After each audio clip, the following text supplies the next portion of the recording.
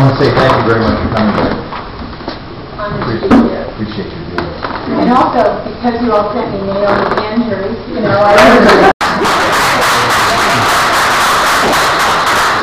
she's unbelievable, but you know that. She's truly remarkable. And she's always talking about Epping. Always. And she's a product of the Epping Public Schools.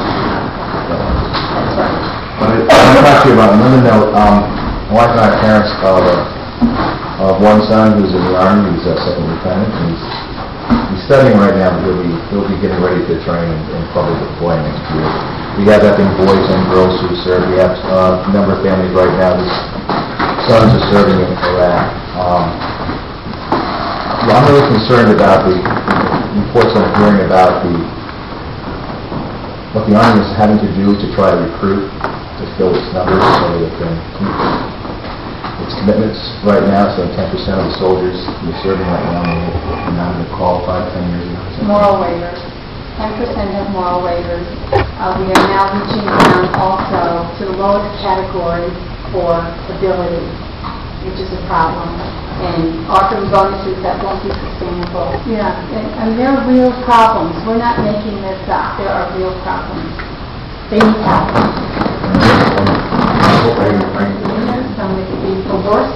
We're having people at this point in time when the equipment requires more intelligence and faster responses. We're getting a lower caliber, a certain lower caliber, along with, you know, the usual wonderful ones that come forward. We've loaded in amount of people, for example, with high school diplomas and all this is going to have an impact. And we're looking long range at how we can help, in short term, how can we help the military to keep standards together. One of the best things we could do right now is change that 15-month deployment to 12, or do the ministry to 7 months.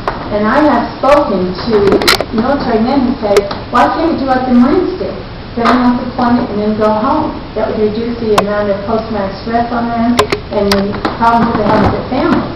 So that's a really important one. And actually, I signed on to what we tried to do, which was require the government to give them more rest between deployments. And have step in the Senate. The Senator went to pass it out of the House, and they got step in the Senate.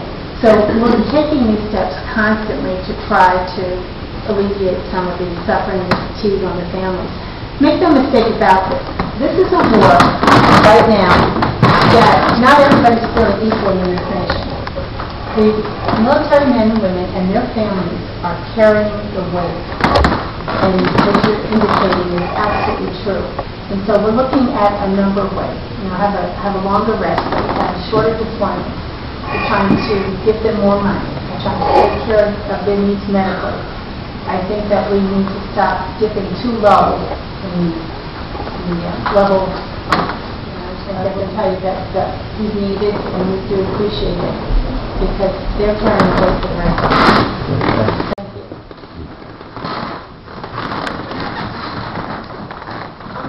Quick question. Wait. No, you run out the clock before. I have to keep rolling here. I apologize.